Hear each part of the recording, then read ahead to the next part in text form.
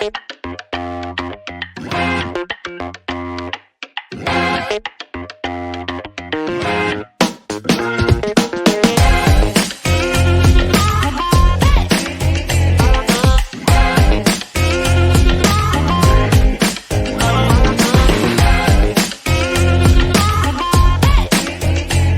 up? Hello, everybody. Welcome back to Roll Pod, an Alabama sports podcast from Bama 24/7. I am Cody Goodwin. It is August 15th. I'm here with Alex Scarborough. Alex, we are, I believe if my math is right, 16 days away from week one. You keep shaking your head. You keep saying that you're like never fully ready for the season to arrive, but like it's coming whether we want it to or not, man. Like that's, I don't know. I'm excited. How are you feeling?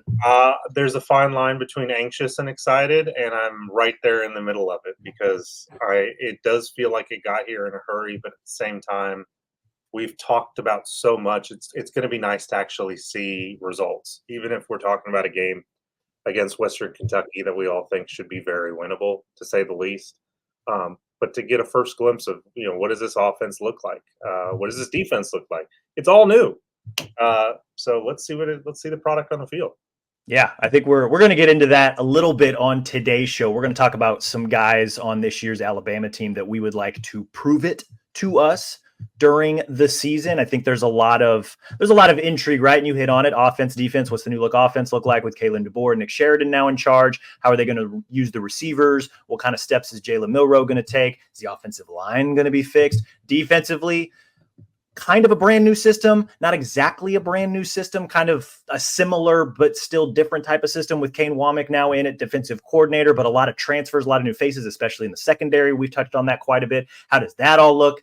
Are they able to catch up very quickly? Is this going to be a defense is it going to be able to help the offense out a little bit? I think that's something that we're all a little curious about as well. So later in the show, we're going to talk about some guys in both units that we would like to see shine, or the words I used earlier was prove it. So we'll kind of discuss them later in the show. Before we get there, though, Alex, I wanted to touch on another story that you wrote this week about Alabama's summer gains. And you were able to talk to strength coach David Ballou about some specific strength gains, speed gains, conditioning gains that many of Alabama's players were able to gain, I suppose, in the summertime. Like you were talking to Ballou about, specific strength benchmarks. Fantastic story. And for my money, I think it's a little bit more interesting than maybe just specific weight gains and number changes. I know that there's a lot of Alabama fans that love to see, Keon Keeley put on 20 pounds and Tyler Booker dropped 20 pounds and Ryan Williams put on 15 pounds. Personally, I was a little excited to see that.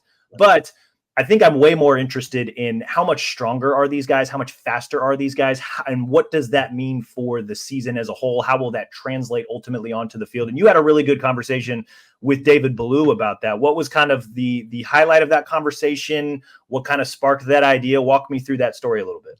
Yeah, I think the place to start is just going back to the idea that this is a team that feels it has something to prove. So when you go into the weight room, he said you could just tell, like there's a difference with these guys, and it's a pridefulness that, look, Nick Saban's gone, but they're still the University of Alabama. They still believe in that standard. So, where do you put that chip on the shoulder? Well, you put it on the weight rack. You put it on running sprints. You put it on all those things. So he really praised their consistency and their effort and just their approach. So that's really the place to start. But then the results, because what's really interesting about the way it's a strength performance really is the way you kind of want to view it now, sports performance has evolved, is these catapult systems, these GPS systems, these technology they're able to put on weight racks, they're able to track everything. Speed, strength, output, burst, all of those numbers. So you have raw data that says, here's what it was last year, here's what it is this year. And the number that stood out to me more than any other was the fact that last summer they had 23 guys clock 20 miles an hour or more on GPS. 23 last year. They had 41 this year. And even Ballou is like, our eyes popped out on that one as well, because that's a crazy gain. So you dig into the numbers, and it's every receiver improved their top end speed by at least 0.3 miles an hour. Again, That's a lot. I think the skill, so DBs and wide receivers overall improved by 4.4% in terms of their top end speed. And then you have the strength numbers, and I'll just read a few of them. 36 players squatted 600 or more. That's up 7 from the year before. 42 players benched 400 or more. That's up from a year ago. And the thing to keep in mind, everything they do is geared towards what happens on the field. So they don't max out. These are all reps. Like, these are sets they're doing those numbers. So really, really, truly, you can see the gain in both speed and in terms of strength. And the speed thing to me is the most exciting one because we're expecting a more wide open offense, right? And this tells us that this, whether it translates to success or not, they are factually a faster team than they were a year ago. And I would argue considerably more fast. Yeah, well, and that tracks with, what we've heard about the receiver room. We may not know exactly what roles certain guys are going to play. We might have an idea. I did my best to maybe project those on the most recent depth chart that we released on Bama 24/7 earlier this week.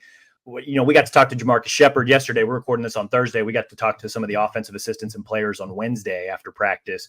I straight up asked him, I was just like, are we in the process of figuring out what roles certain receivers are playing yet? And he was like, honestly, no, we want these guys to be multiple. But the one consistent thing we have heard about the receiver room is that these guys are fast. I think it was Shepard that said, like, they roll out of bed and run fast. They don't got to stretch too much to hit top end acceleration. And this story just kind of goes to piggyback off of that. Like, I'm going to read this again. 23 players hit 20 miles an hour or more last summer. This year, 41 players. Like, this team is literally going to be flying around the field on both offense and defense. Like, there's a lot of dudes that are just like, and I guess I'm kind of curious, did Ballou outline, I have my own ideas. Did Ballou outline maybe where you'll see the speed the most when you're watching these guys play ball? I think he pointed more broadly towards style of play. And it just being a more wide open offense, and that's sort of facilitating it. But the other piece of this is just simply who they brought in, right? Like the roster's makeup is a little bit different. You bring in a Ryan Williams via recruiting, you bring in a Jeremy Bernard.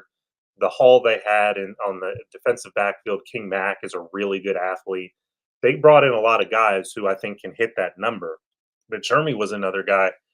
And keep in mind, this is just since January for this guy. Put on 12 pounds of lean mass. His body power is up 21%, and his top speed is up 0.6 miles per hour, which is 22.3 miles an hour. That's insane. That's really fast. But the guy who, more than any other, I think we're going to talk about him, and it's no secret to Alabama fans, has made the biggest gain. Kendrick Law in that receiver room has just been a specimen. That was the exact word that Ballou said, and it really went back to what he saw out of him at the end of last year. He said he cited the Auburn game, and there was a big play that he had that was called back. But he said you can tell when guys are getting ready to take that next step.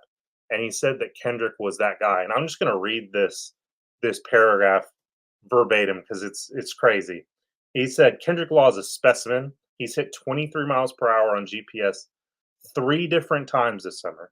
He's gained 12 pounds of lean mass in the last year. He has the highest lean muscle mass in the skill group, 191 pounds of lean mass.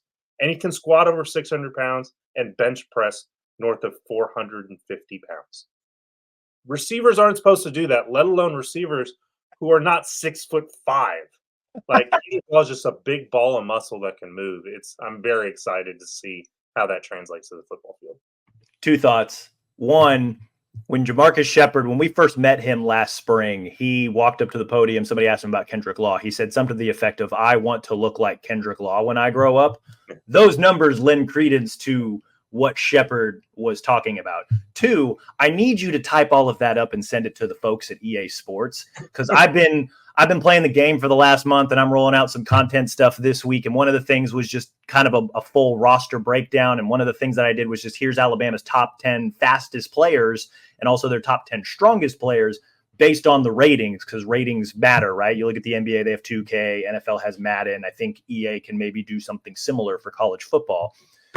Kendrick Law's numbers, I'm a little disappointed. He was given a 69 overall in strength, which when looking at the rest of the roster ranks 51st out of the 85 scholarship players.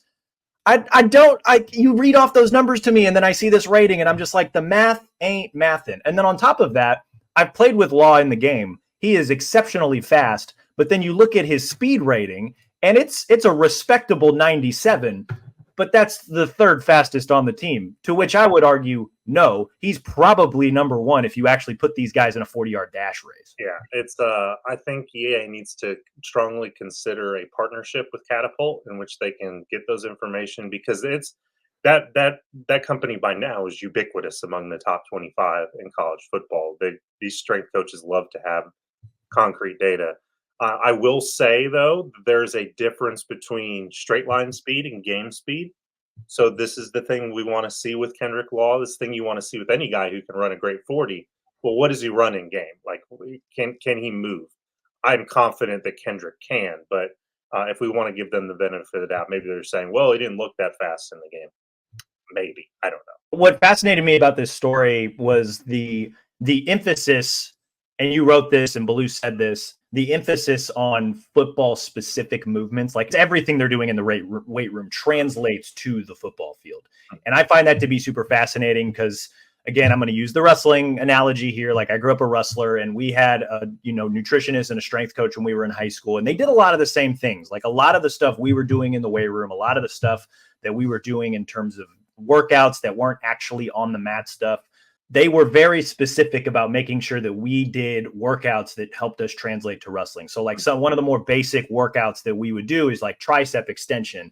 And if you sit there in your desk or wherever you're listening to this and you do a tricep extension, you'll see that the movement very similar to working the muscles that help with like a snap down or hand ties or things of that nature. It makes a lot of sense that like Baloo talked about, the upper body chest gains, like a lot of the bench press numbers, because when you think of football, it's a lot of pushing, a little bit of pulling, but a lot of pushing. So you want to have a really strong chest to push.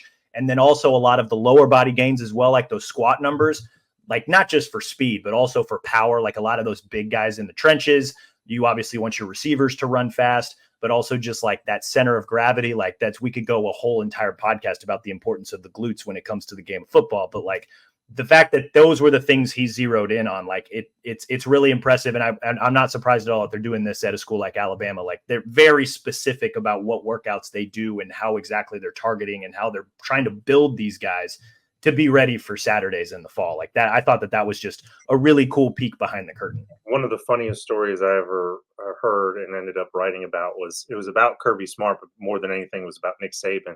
And Kirby's first time going to the combine in Indianapolis, and he's with Nick. This was when they were with the Dolphins, and Nick is spending a lot of time with Bill Belichick. So Nick and Bill, everybody goes to one spot during the 40-yard dash. Nick and Bill go the other spot, and he's like, "What are we doing?" He goes, "Wait," and he watches them run, and they just keep looking at dudes' butts the whole time, because that's where you generate power. A big butt in football helps. And bringing it back to the story, David Ballou brought it up multiple times. Like, pure speed is one thing. They want to measure velocity. So they want to measure output. And it's, he talked about Jalen Milroe and the importance of lower body power. He references jump power, which is, he called the explosive lower body power. It's up 8%. Jalen Milroe is already a physical specimen, but just trying to measure not just how far you're doing something, but also the exertion you're providing. And that's really, lower body is far and away the most important thing in college football, because what's the saying? The low man wins. You got to get low and you got to create power. That's especially true for the big guys in the trenches, for linebackers meeting running backs in the A gap, but also like in the case of Milroe, like, you want to see him accelerate very quickly so that he can escape the pocket if something funny happens, or if he has to create something, he's able to take that quick step and move. For receivers, you want to see that top end speed so that if they get the ball in open space, they can maybe hit a crease that maybe other players wouldn't be able to hit. So they're maybe able to outrun defenders, or if they're just running a go route, they're able to, race by the cornerback or whoever they're playing. And then that's upper strength of Miller being able to get the ball down the field. I thought this was super interesting. I know a lot of people in SEC country kind of make a big deal of weight gains and whatnot, but like this specifically is like right up my alley. To kind of close this conversation, I'm kind of curious as well. You talked about Kendrick Law, talked about just the overall strength gains on bench press and squat. Was there like a name that Baloo brought up that maybe surprised you that you weren't expecting to hear as somebody who made pretty significant gains in the weight room this summer? I mean, I was surprised by Jalen Milroe's gains because he's always been that guy. It's like you think you reach a ceiling, and he just decides, no, I'm going to keep going. But the one who, and it wasn't necessarily a surprise because we've heard Cap talk about this, Parker Brailsford, for being a guy who we think of as small. He's a beast in the weight room. I mean, he talked about, again, didn't arrive until mid-January, has increased his weight from 268 to 290 pounds. That's huge. They're going to try to get him to 295. But most important, gained 10 pounds of lean muscle. His lower body power is up 14%, and his upper body power is up 17%. That is above average lower body power, as a hard worker, and has earned the respect of teammates. He's a physical specimen there. So don't be fooled by him being the smallest on the offensive line. Already you're talking about, when you got Caden Proctor out there, everybody else looks small. But he can bring the wood. And I think it's going to be exciting to see not just him, but the line as a whole, the athleticism angle that they're going to be able to bring this year, now that they've all kind of slimmed down.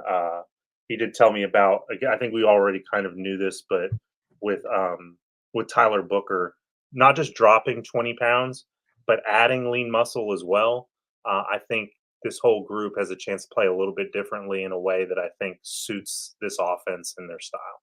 There's a little bit more wide open. DeBoer wants to get those guys, not necessarily running, but get them in space to help create more space for a lot of the playmakers. And it'll be interesting to see how well they adapt to that. I'm glad you brought up Brailsford because we've been able to watch practice over the last month. We've gotten to see a lot. We've gotten to see things where we're left guessing a little bit. But one of the things, and I made note of this in our most recent practice viewing from Tuesday, was about Brailsford. And like a lot was made previously about him potentially being too small to play in the SEC. At Washington last year, he was listed at 6'2", 275. Now you mentioned at 6'2", 290 on Alabama's roster. While watching him at practices over the last month, the dude looks the part. Like, he moves well. He moves with confidence. You can tell that there is a level of command that he has out there when the ones are out there running. I'm not worried about him. I don't know that I was ever truly worried about him when he officially transferred in. I think the size thing was just maybe people nitpicking a little bit. But like, this was the guy who commanded the Joe Moore award-winning offensive line last year. And now you're telling me he's a little bit bigger, a little bit faster, and a little bit stronger. Like, if nothing else, that extra weight and endurance, I suppose, is going to help him navigate an SEC schedule as opposed to a Pac-12 schedule, RIP, which maybe that's the biggest takeaway. So based on what we've seen, he looks the part. The truth will ultimately reveal itself on the field. But yeah, I'm glad you brought that up. Yeah, it was interesting here. I mean, I get it. People nitpick on things, but it's like, you got to remind people that he was a freshman All-American. And you got to take those two words, freshman All-American, room for growth, really darn good at the same time. And look if you're worried about him struggling against SEC bodies, Oregon recruits at a really high level. They beat Oregon twice. Texas had one of the best defensive lines in the country. Beat Texas. The kid can play. As long as he's in the right headspace, and all indications are that he is. I really like what he's able to bring to the table as a whole. He's going to be an exciting player to watch, just because we haven't gotten much of a look at him because he missed spring. Speaking of players that we are excited to see, going to transition into the discussion that we're going to have on today's show. And the working title, I suppose, for this discussion, Alex, was just, who are the guys that we feel like need to prove it this year? We at first we were going to include Rodak on this and do kind of a three-man weave, but he had some responsibilities and timing, so it's just you and I. And so I figured we each come up with 2 or 3 guys on Alabama's roster this year that we feel like need to prove it in 2024. Guys that we feel confident about or feel good about, or maybe guys that we think have high ceilings, but we just need to see a little bit more from guys that we would like to, show us on the field that you can do the job that you were brought here to do, whether you were a transfer, whether you are a developing member of a past recruiting class, you could be a freshman, you could be a guy that's been talked about a lot through the offseason, spring ball, summer, now into fall camp, just guys that we feel like need to prove it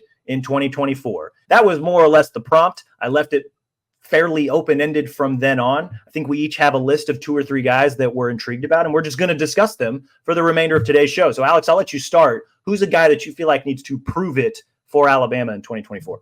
And I stress the part that I expect big things from him, but Jeremy Bernard is one that I think I want to see it. Like, I'm excited to see it, to be honest with you, because I do think he has high-end talent. And everything you hear when you talk to staff or people around the game is that, man, this guy can play. He can create separation. He can go up and get the football. But at the same time, this is his 3rd school that he's been to. He was buried on the depth chart in a lot of ways at Washington with those 3 high caliber receivers they had there. He got a fair amount of targets, but he wasn't the guy. So can he be the guy? If he can be the number 1 receiver, and I think he has the capability of being that, I think a lot of things fall into place. I think it takes some of the pressure off of Ryan Williams. I think it allows for some mixing and matching in terms of Kendrick Law, Kobe Prentice, Manuel Henderson. It opens up the toolbox a little bit if you know that this is the guy I can count on to be my alpha at receiver. This is my guy on 3rd down who, if everybody's covered, I can just kind of throw him open. I think he has that ability. We certainly saw some of it at the spring game, but let's see what it's like when they need it from him. It's not an added bonus like it was at Washington. They need him to be that guy, I think, for the receiver room overall to be good. So Jeremy was kind of the guy I started with. Finished 34 catches, 419 yards, 2 touchdowns last year. He was the 4th receiver, but I think I would argue the 5th pass catching option in Washington's offense last year. Rome Odunze, Jalen Polk, Jalen McMillan, and then tight end Jack Westover was ahead of him. Jeremy, what impressed me, I think, the most is he didn't get a ton of targets, at least in Washington's offense, right? 44 total targets, but 34 catches on those targets, like a shade below 80% catch rate. He only had 1 drop last year, which I think is impressive and also important. And you make a good point about being the guy. He followed DeBoer and Sheridan and Shepard from Washington to Alabama. He knows the offense. He has been very instrumental in helping the rest of the receiver room understand what's expected out of the receivers in an offense like this. I think it's since his decision to transfer, I think we've all kind of lightly penciled him in as wide receiver 1 or the leading X receiver in this offense. I think it remains to be seen how exactly he'll be used, but we've been talking a lot about him. Let's see you do it. His ability to perform, I think, is going to be very, very critical to the success of Alabama's offense this year, or at least how's the rest of the receiver room get used? Can he be that go-to guy to maybe open up opportunities for everybody else? Well, and the intangible thing on this is I think the staff fully believes in him. What was the comment that Jalen Milroe made? I know who my go-to receiver is, but I'm not going to tell you. What is the chemistry like with Milroe? Are they on the same page? It's not to say I don't think they are, but that chemistry piece of it is important. Is knowing where a guy's going to go, knowing the depth of the route that he runs. Were they able to fast track that? Because sometimes that takes a little bit of time. If that's in place, I think they're going to be really good. But that's a thing that, again, we're going to have to wait and see how that plays out, because it's just as much on Milroe getting him the ball as it is him catching it. And I think as we saw and heard from the first scrimmage, not only are the receivers going to be heavily involved in this offense, but the running backs will be too, both as just pure runners and also them catching passes out of the backfield. I think it was Jam Miller had a touchdown both running and receiving. So again, it goes back to that, what is this offense ultimately going to look like? I agree with you. I think Jeremy Bernard is going to be a huge part of this offense, if not the leading X receiver in a role similar to that. But yeah, let's see you do it, right? Along those same lines, a prove it guy for me, literally in the same room, Kendrick Law. I know we just got done raving about this guy, and we need to send a strongly worded email to the fine folks at EA Sports for, maybe kind of adjusting his ratings a little bit in the video game. But I feel like we've been hearing about Kendrick Law a lot for the last literally calendar year. Like I feel like we asked, the couple of times we got to talk to Tommy Reese last year, we asked him about Kendrick Law. We asked Saban a lot about Kendrick Law last year. We asked other receivers who we were able to talk to about Kendrick Law last year. Jamarcus Shepard has made it a point to rave about this guy, his physical ability. You mentioned all the gains he's made in the weight room, both in terms of speed, in terms of strength, just a very physically gifted athlete. I need to see the production, man. Like I need to see, and I know I harped on it a little bit last week before the first scrimmage, and then really no receiver kind of got quote unquote highlighted, to use DeBoer's word, in the first scrimmage. It sounded more like they spread the ball around to everybody. So everybody got like maybe 1 or 2 catches or 1 or 2 targets, if that. They kind of just want to see these guys start to execute. I need to see a little bit more from Kendrick Law. I want to see the production match the hype. And I think what really kind of put him on this list for me was, again, we were able to talk to Shep yesterday. He literally, when he first gets into a receiver room with a bunch of new faces, he starts with these guys' stance and then gets them to, okay, we're going to go from stance to your release to getting in and out of your break to understanding leverage and then to finally going to catch the ball. Like he literally starts from scratch with these guys to make sure that they are basically operating the way that he would like them to.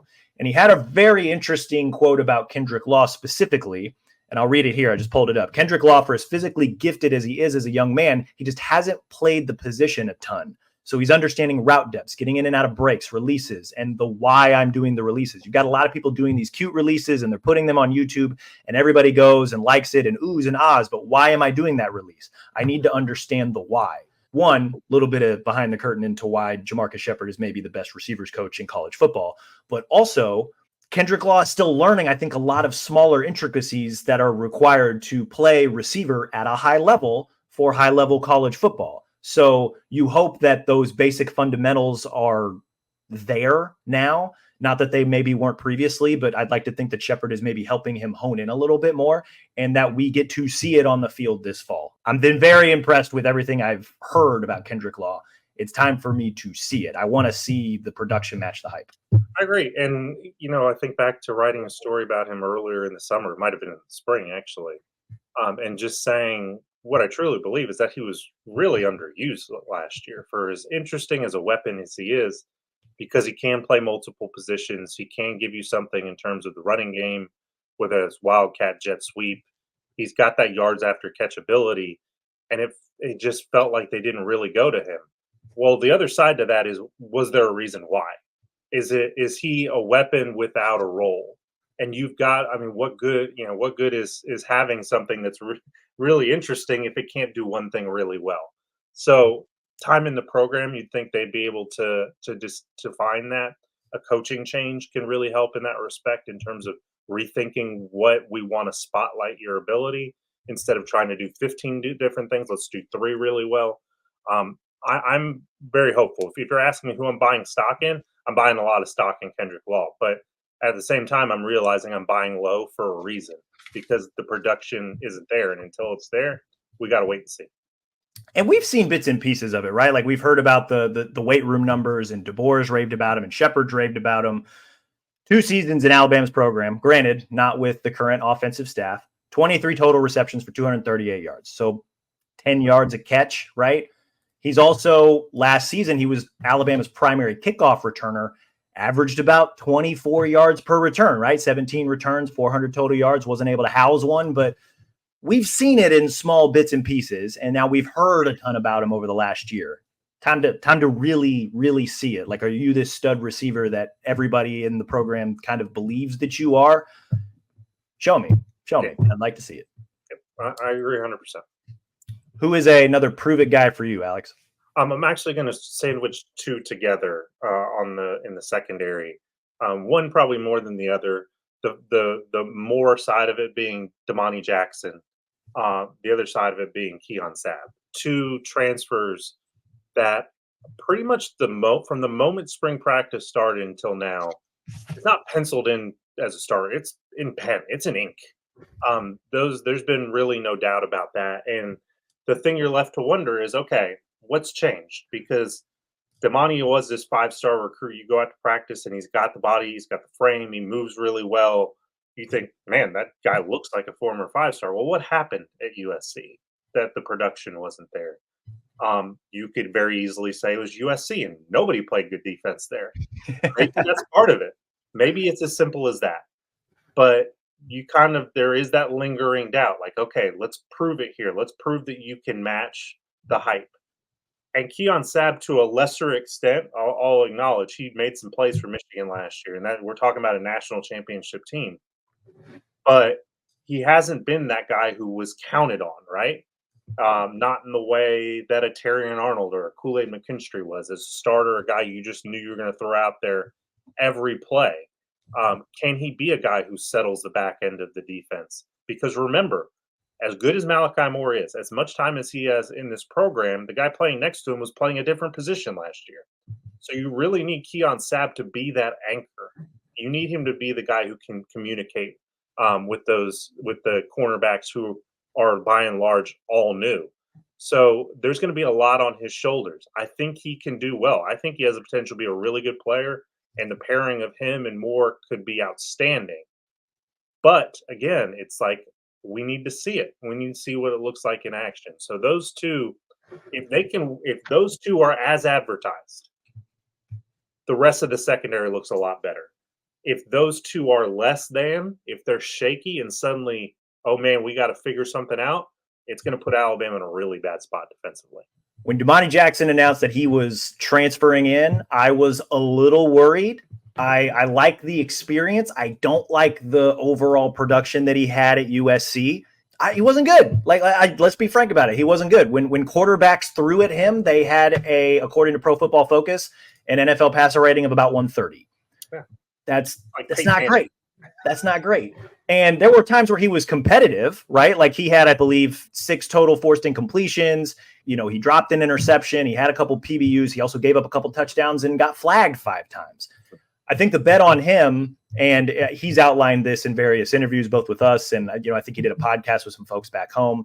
The bet was that he was going to come in and just different staff who maybe knew how to get the most out of him. He decided to stay through the coaching change. I think he's really taken to Mo Lindquist. I think a lot of the cornerbacks in that room have taken to Mo Lindquist. He seems like he's a very good teacher of the position, just based on what we've seen and heard. Him coming here was kind of, I needed a little bit of a different change of scenery.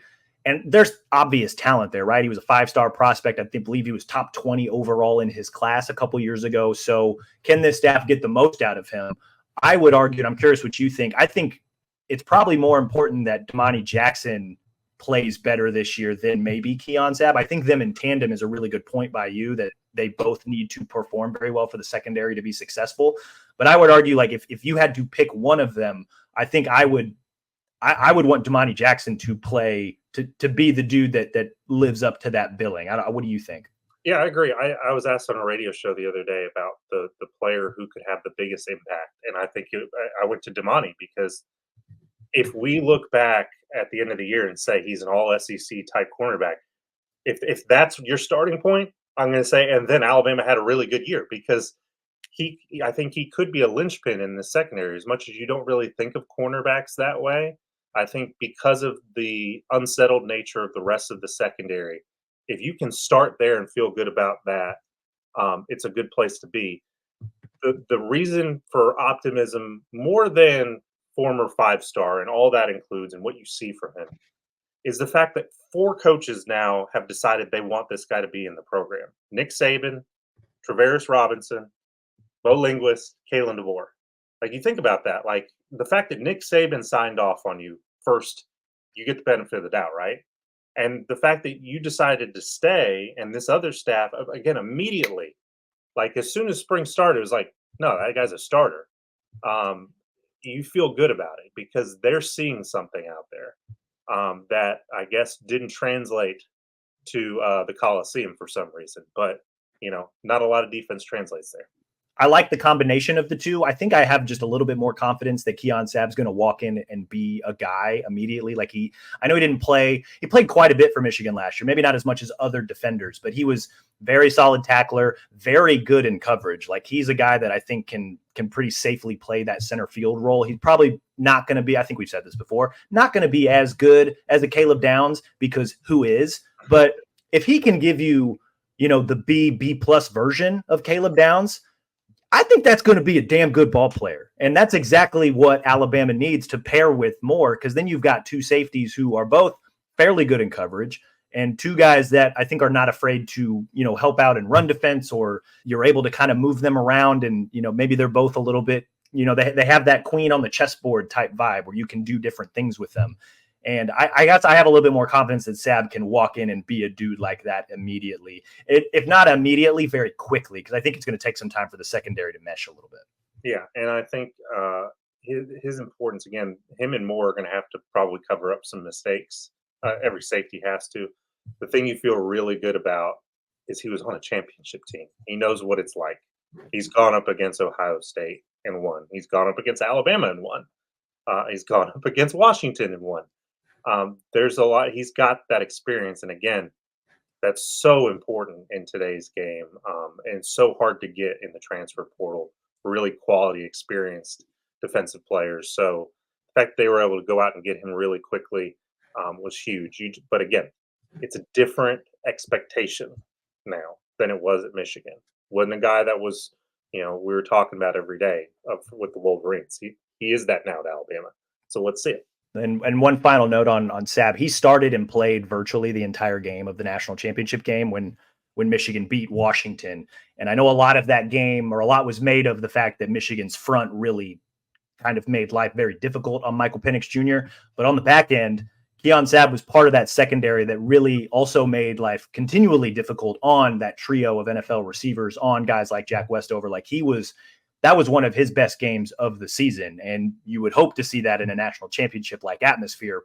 But I think that also maybe gives me, as well as Alabama, a lot of confidence that he's going to step in and play at a high level consistently. I'm pumped to see that dude in action and see how he really kind of helps bring the secondary together. Another prove it guy for me, Caden Proctor, for various reasons, right? He improved drastically last year, especially after the bye week. He's able to take a week to kind of rest a little bit, really dig into the film. What was he doing right? What was he doing wrong? Let's lean into the strengths a little bit. He became a very, very good player by the end of the season. Ended up dealing with an injury in the Rose Bowl. But for the large part, he became the player that Alabama needed him to be when they needed him to be that. Then he did the transfer dance between Iowa and Alabama. He missed spring ball. He worked out quite a bit in the summer. You had a great story and interview with him over the summer. He seems to have ascended back to that starting left tackle role. It seems like the battle now is between Formby and Elijah Pritchett at right tackle. So Proctor has whatever dues he had to pay, he seems to have paid them. Now we got to see it. Where is this kid at? Like, is he going to start back from scratch like he was last year as a true freshman? Or how much further up the ladder is he going to start at? We've heard a lot of good things from Coach Cap. We've heard a lot of good things from Tyler Booker. We've heard some good things from Jaden Roberts. It seems like he's in a very good place, both physically and mentally. I want to see it. I want to see him play. I want to see him go out there and do the dang thing. And I want to see him continue to make improvements in the same way that he did last year, where by the end of the year, he was a freshman All-American. I'd like to see this guy prove it to me. What do you think? I agree. And I think part of it is understanding the potential that's there. It's not as simple. It's not prove it in the sense of like, you're going to be the starter and you're going to be solid. I think we can all sit here and close our eyes and say, envision a point in which Caden Proctor is a top 10 draft pick. And he has that level of ability. I don't think there's any doubt about it. The frame, the ability, the strength, the ability to move. He has all those things. You want to see that consistently. You want to see him reach that potential. And this off-field stuff has been a distraction on that. And the freshman season was rocky. He'll be the first one to tell you that it wasn't easy. It isn't easy for very many freshmen. So you just want to see if he can reach that potential, because if he can, this line's going to be really darn good. Because think about how bad it was last year. I mean, look at the number of sacks they gave up. And a lot of that was on Caden as well. He gave up more than his fair share. So he needs to step in and realize that potential. The thing that gives me hope and optimism is that going through what he went through was hard but necessary because it teaches you something. I don't know how it can't, but also the physical transformation. He doesn't look as heavy on his feet. He looks lighter. And there were times last year where he looked a step slow, and you wondered, is that mental or is it physical? Well, maybe we're clearing the physical part because he can move. And if he can be that anchor at left tackle, if he can protect Jalen's proverbial blind slide, man, it can be really good. So if he can become that first round pick type guy, yeah, that's what you want to see. So in that sense, I think it's a prove it year.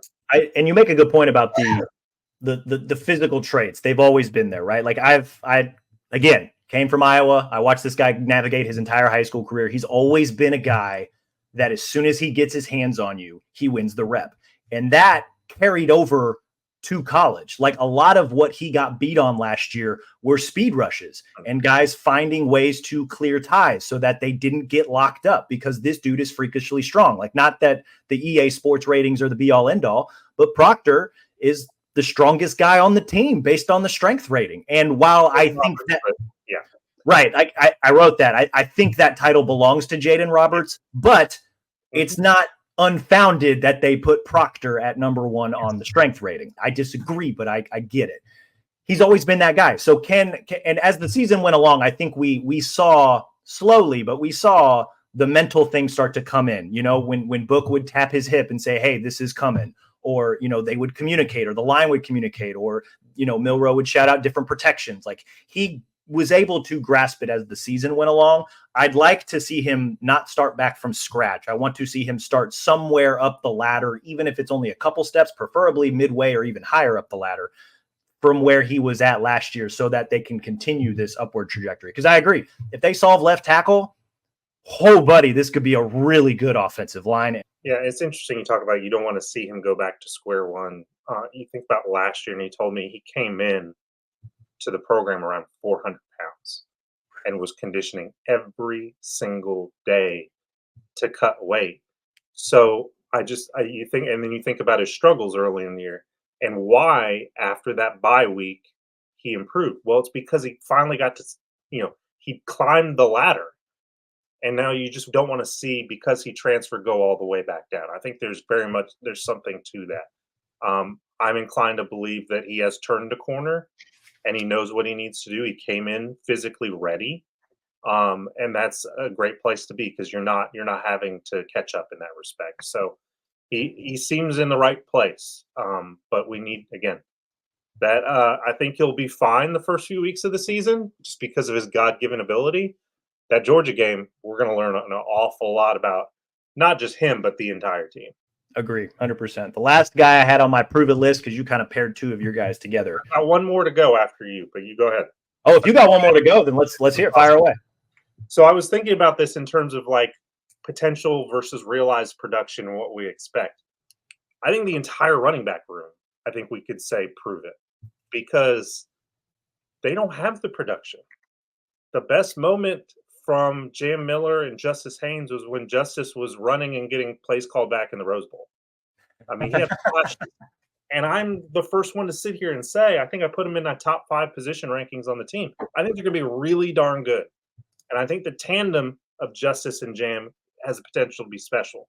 And then you throw Richard Young in there as well, who could you're talking about third and fourth quarter, take your soul by being a battering ram. It's all there, but they haven't proved it. They don't have the production that you can bring to the table. So to me, like I think it's on them as well because as good as we think Jalen Milroe can be, I don't want everything to be on Jalen. I want them to win on first down running the football so they're in a manageable second and third down. And that is on the running backs to find a lane and run hard between the tackles and pick up extra yards and be a good pass protector and work in the passing game as well as pass catchers. We think they can do all of those things, but until they do it, we don't know. So to me, they're one of the ones where it's just like expectation versus production. That gap is huge. So as we were sitting here talking, I just kept coming back like, man, they really do have something to show, don't The big stat from the running back room is there are 0 returning starts. Mhm. I think that's something we need to remember as the offense maybe sorts itself out through the first few weeks. Because I agree with you. Everything we've heard, everything we've seen, everything we think about this offense is probably one, going to start with the offensive line, but two, when you've got this deep, talented running back room, I believe we can safely say it's maybe the best running back room Kalen DeBoer has ever had as a college football coach. But I agree with you. Like that's the lack of experience and the lack of collective production from the group. If that might be the one big reason to worry. Like I want to see I'm with you. I want to see these guys do it. I believe that they can. I have more confidence in them than maybe some of these other guys on our prove it list. But yeah, there's still that element of I got to see it. Well, and it's the Kendrick Law thing, right? Where a year ago, Nick Saban was saying how good these guys were. I mean, he's talked about Jam Miller for a few years, but Justice, he was talking about a year ago, man, he doesn't look like a freshman. Well, why weren't they getting carries? It's not like Jace McClellan and Roydell Williams were setting the world on fire. I think a lot of their non-production had to do with the offensive line, but I still think that there were times where they were running into the back of their own teammate, and it just wasn't there. So why?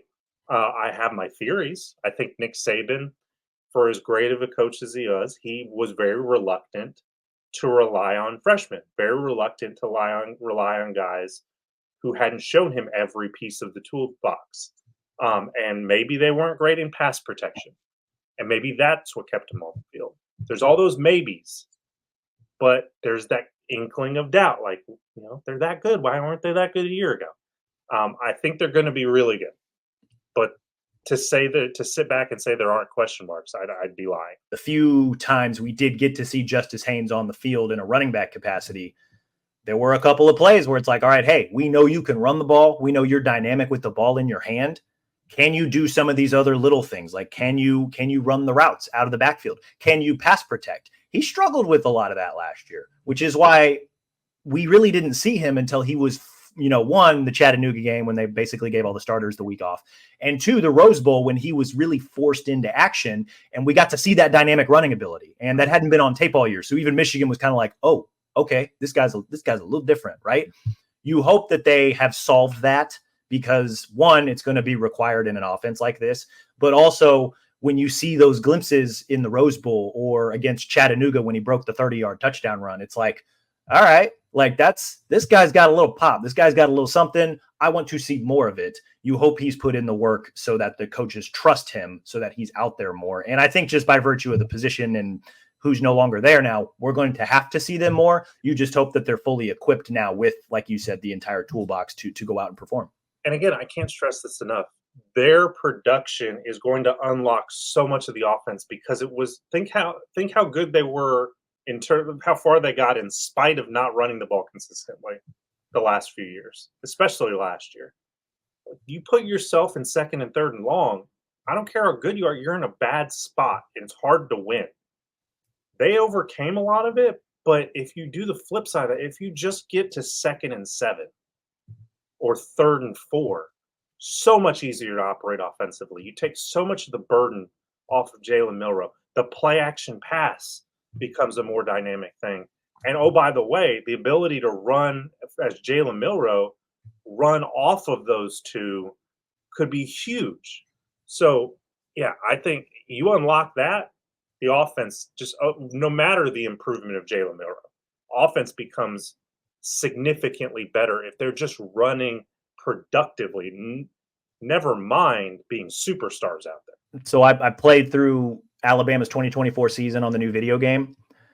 Let me just say, I leaned into Alabama's strengths, which is to say I leaned on the running backs and Jalen Milrow. I finished with 3 1,000-yard rushers, Milrow, Haynes, and surprisingly Richard Young. I ran a lot of duo. I ran a lot of inside zone. I literally ran between Alabama's sick, nasty interior line and basically got 10 yards of pop whenever I wanted.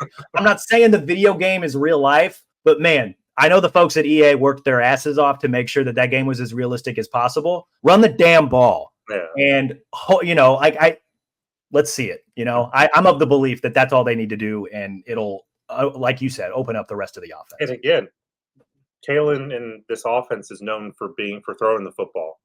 Dylan Johnson was a battering ram. If you can get that kind of production out of these guys, and especially as you said, what they have in the interior line, yeah, you've got something there. Last prove it guy I had on my list, similar to what you've been doing, kind of a positional prove it. Let's see these ass kickers at the bandit position really come through and do the dang thing, right? You've got LT Overton, Texas A&M transfer, who has shown flashes. He was a 5-star. He claims that he was a little bit misused in Texas A&M's defense, which is why he ultimately left, in addition to a bunch of other things, and now he's here. You've got Jamarian Latham, 4th-year guy who has been fine, hasn't been great, but maybe being in this specific role, in this specific defense, will help unlock a few more things. You've also got some other guys who are there, like I believe, Jordan Renaud, Keon Keeley specifically. I would like to see these guys at the bandit position prove it a little bit, because I think there's a lot of talent. The ass kicker comment came straight from Kane Womack. He really likes what he has in these guys. He calls them freak athletes. When you're 6'5", 280 and you can move like those dudes can, I would tend to agree. But I got to see it. I feel really good about the D-line. Not so much that there's a game wrecker, but just there's a lot of collective depth. And I think, again, they're starting with a very high floor. How do they raise the ceiling, I guess, of the overall? I think the bandit position is a place that they could start at. Whether it's Overton, who had a pretty good scrimmage, whether it's Latham, who's got a lot of experience in the program. I'd like to see one of those two guys. I don't even think they need to be like the take over the game type of defensive end. But if you can disrupt a series or two, or get the opposing offense in 3rd and long and really make those guys earn it, come off the edge and get a run stop, or come off the edge and force a throwaway, or come off the edge and get a sack, right? Can you produce a lot of pressures from that position? Can you really unlock your full athletic potential? If they can do that, that is going to do wonders for this Alabama defense, especially early on. And they're going to get their chance early on too, because we talked about Western Kentucky is going to throw the ball around. Mm-hmm. South Florida's got Byron Brown. Wisconsin now runs Luke Fickell's version of the air raid with Tyler Van Dyke, who is kind of a statue back there. So they're going to get their opportunities to show what they can do from that position. I'd like to see them take advantage of it. I'd really like to see them prove something, especially early on in the season. Yeah, I don't know if you've been covering the beat long enough to know Nick Saban's aversion to ask questions about sacks. He is absolutely right, though. Sacks are the most overrated stat in football. Can you affect the quarterback? That's all I want to see. Can you move him off his spot? Can you make a running back jump cut because you've just filled a lane that they thought was there? Maybe that's the ceiling for this group, but they need to at least reach that, because I think if they don't, this defense is going to be in trouble. You have to get in the backfield. You have to, again, disrupt the timing of both the offensive and the passing and the running game. I want to believe that somebody's going to step up and emerge, whether it's an LT Overton or a Latham. You really need to see that, not just because we haven't seen it yet, but because of the necessity that it is on the entire defense, knowing that the back end, the secondary, is maybe going to go through some growing pains. And I think, you look at these two guys, what they played last year, Jamarian Latham finished with 10 pressures, right? That's according to Pro Football Focus. That's kind of the stat Saban specifically, he wants his defense to create pressure, to apply pressure on the quarterback, to kind of, like you said, force him off his platform and whatnot. Kane Womack's defense wants the same thing, but to ultimately force turnovers, right? Because he wants his secondary and even the middle linebackers to a certain extent to play a little bit more aggressively in that way. Both of these guys, Overton and Latham, have shown that they can do it. Latham had 10 pressures a year ago. Overton, when he was a true freshman, part of that heralded Texas A&M recruiting class, had 14 pressures. So these guys can do it. Will this new role in this defense allow them to truly maximize what they can contribute? I'd like to think that they can, but again, I want to see it, and it could go a really long ways in helping this defense really come together early on in the season. Because if they're not, and you have to manufacture pressure by sending an inside linebacker, by sending a Husky, by sending a safety, you put yourself in a vulnerable position. If you can create pressure off of rushing just 4, you're in a great spot. So if just one of those guys emerges as a viable option in that respect, I think they're going to be a really good place. If they can ball out early in the season and put that on tape, the Georgias and the South Carolinas and the Tennessees, they're going to have to dedicate more attention to those guys, which is going to free up space for Jaheim Otis and Tim Keenan and Tim Smith. And then those guys are going to be able to win their one-on-ones. And then when you start cooking like that, that's going to really take a lot of pressure off your secondary. That's going to allow Womack to use Lawson and Campbell in various ways. Like that's when we're really going to have a lot of fun here. But I think they need to prove that very quickly early in the season. And like I said, because of the offenses that they're going to be playing against, I think they're going to have ample opportunity. You gotta bring it home. You gotta nail it. Those are our prove it guys. I made sure to keep a list of them so that we can circle back as the season goes along to see if these guys are actually proving it to us. It's really all I had planned for today. This was our second show this week. We'll be back sometime next week. Alabama, probably early next week. Alabama has another scrimmage. It's going to be a little bit more of a tamped down scrimmage, probably not as in-depth. I don't know that they're going to run 102 plays on Saturday, their final closed scrimmage of the fall camp. And then we've got one more week of fall camp before we transition into the first game week of the 2024 season. Alex, I can feel it. We're getting close. I'm very excited to finally watch some football. Excited, anxious, pick a word, either one. So we'll be back 2 more shows next week to get us through the final week of fall camp. In the meantime, though, be sure to rate and review the show wherever you listen to your podcast, Apple, Stitcher, Spotify, even our Bama 24/7 YouTube page. Subscribe to Bama 24/7 and 24/7 Sports. Believe we are still running a special. You can get 30% off an annual Bama 24/7 membership. That gets you all of our good coverage, all of our fun stuff that we've got planned this week, next week, and throughout the entire 2024 season for less than $10. Please take advantage of that. You'd be crazy not to. As always, we appreciate you guys for listening. We'll talk to you all again soon.